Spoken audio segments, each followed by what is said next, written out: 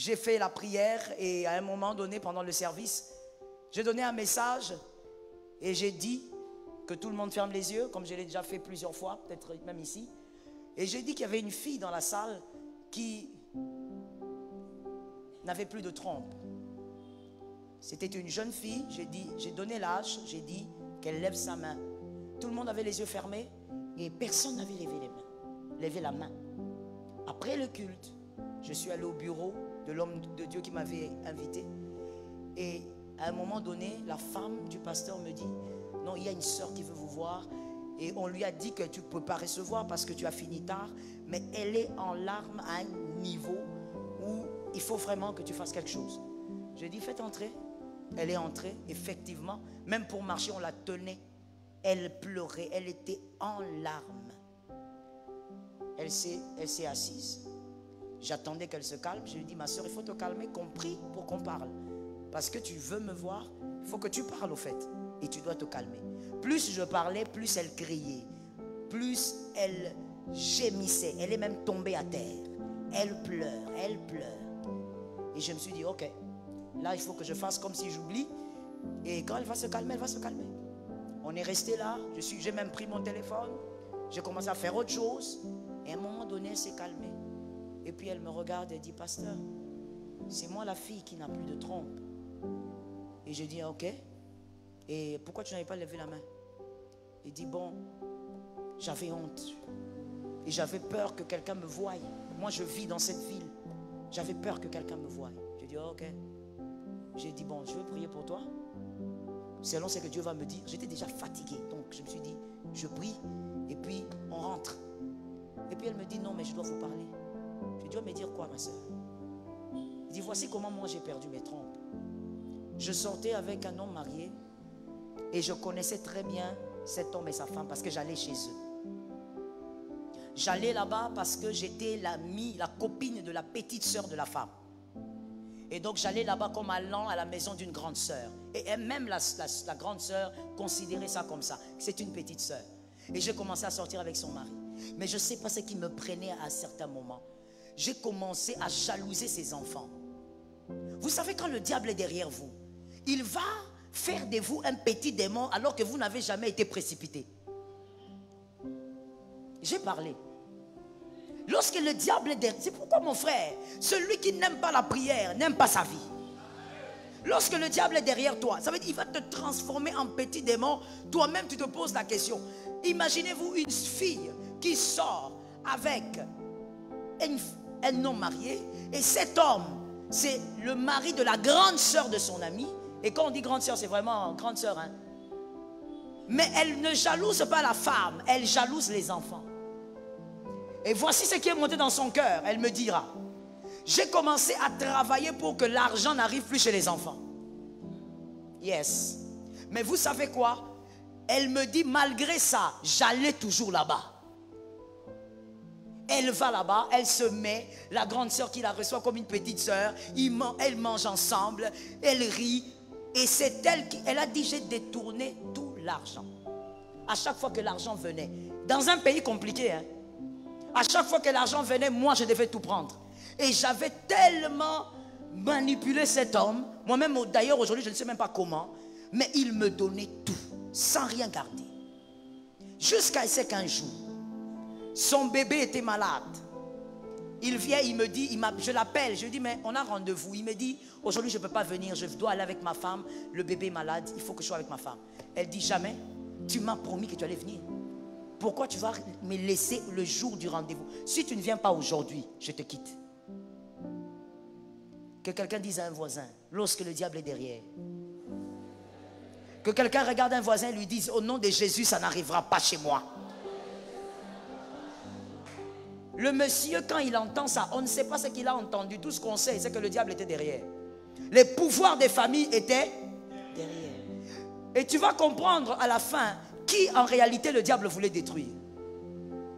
Le mari quitte, laisse sa femme avec le bébé. Il vient chez c'est la petite là.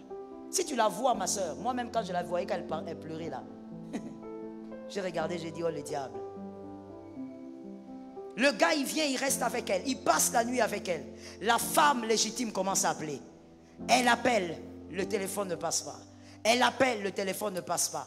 L'enfant fait une crise. Elle appelle, le téléphone ne passe pas. L'enfant meurt. Oh yes. Je sais même que quand je serai en train de dire ça, comme elle a l'habitude de me suivre, elle saura que c'est d'elle que je parle. L'enfant meurt. Leur petit bébé. Ils avaient 3 enfants et le petit bébé. Quand l'homme rentre chez lui, il est en train d'arriver chez lui, il entend les pleurs. Dans l'appartement, il y a des pleurs. Il se pose la question, mais qu'est-ce qui se passe? Mon frère, le diable n'est plus au ciel. Il a déjà été précipité. Le diable est sur la terre. Fais attention à ce que tu es en train de vivre. Est-ce que quelqu'un m'entend bien? C'est pourquoi je dis à un célibataire, ne tombe pas amoureux de n'importe qui. Tu ne sais même pas si cet amour-là est normal. Cette fille, l'homme il arrive, il a le deuil et tout ça, il fait son deuil comme il a pu faire. Et finalement la fille apprend aussi, parce qu'elle est un peu dans la famille. Et la fille a le culot d'aller au deuil. Vous savez, quand elle parlait, à un moment donné, quand elle avait commencé à parler, j'étais comme ça, avec mon téléphone. Plus elle parlait, j'ai déposé. Elle a parlé encore, j'ai pris les mouchoirs, j'ai déposé. Elle a parlé encore, je me suis levé. Avec la position de donner une baffle, mais je ne pouvais pas. Et puis de toutes les manières, la chose était consommée. J'ai regardé comment quelqu'un peut détruire une vie. Elle va au deuil le soir. Et quand elle arrive là-bas, elle me dit, elle a commencé à consoler sa copine qui pleurait, sa nièce. Elle a consolé, et puis selon elle, l'histoire était finie. Elle a continué avec son amant. Et un jour, elle est tombée enceinte. Et quand elle tombe enceinte, elle dit à son amant, moi je peux pas mettre au monde. Moi je suis venue ici pour étudier. Si ma famille apprend que je suis tombée enceinte, c'est catastrophique. Moi je ne peux pas garder cette grossesse. Je dois l'enlever. Son amant qui dit, il n'y a pas de problème, je veux t'accompagner. Ils sont partis. Ils ont enlevé. Après quelques temps, ça a créé des problèmes. Ils sont rentrés et on a enlevé les trompes. Je regarde la fille quand elle a fini de parler. Je lui ai dit, est-ce que tu sais que tu n'auras pas de bébé?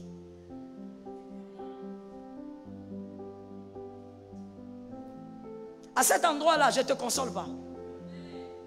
Je te rappelle d'abord si tu connais ton sort. Je dis, est-ce que tu sais que tu n'auras pas de bébé? Il dit, il dit, pasteur, je sais, je crois au miracle. Je dis, Je dis, tu sais, si tu crois au miracle, avant que ce miracle n'arrive, tu dois prendre tes 2 petits pieds. Tu dois aller demander pardon à cette femme. Sans ce pardon-là, rien ne va arriver. Elle a commencé encore à pleurer. Pasteur, trouvez-moi une autre solution. Je ne peux pas faire ça. Si je fais ça, j'ai dit, maman, tu prendras tes 2 petits pieds et tu vas aller demander pardon. Je lui ai posé la question, quand est-ce que vous avez arrêté votre relation? Non, j'ai arrêté la relation, c'est moi qui ai arrêté quand on m'a enlevé les trompes. Ça m'a révolté, j'ai arrêté. Je lui ai dit, qui est-ce que le diable voulait détruire? C'est elle. Le diable n'était pas derrière ce mariage, ce foyer-là. Le diable était derrière elle. Mon frère, il y a des choses quand tu le fais, pose-toi la question, dans cette affaire, le diable cherche qui? Est-ce que quelqu'un m'entend bien? Et je veux te dire, pour terminer, c'est qu'elle était allée demander pardon. Je lui ai dit, tu iras. Jusqu'à ce que je quitte ce pays, tu vas aller. Et quand tu vas revenir, moi ainsi que la femme de ton pasteur, on va prier pour toi. Et c'est ce qui avait été fait. Mon frère, aujourd'hui, elle n'a plus de trompe. Qui est passé par là? Les pouvoirs des familles qui voulaient l'empêcher de vivre dans une vie stable. Je dis à quelqu'un que ce qui est à toi reste chez toi. Est-ce que quelqu'un m'a bien compris? Laisse-moi finir en disant ceci. Dieu qui rembourse les années qu'ont dévoré les démons. Sheba.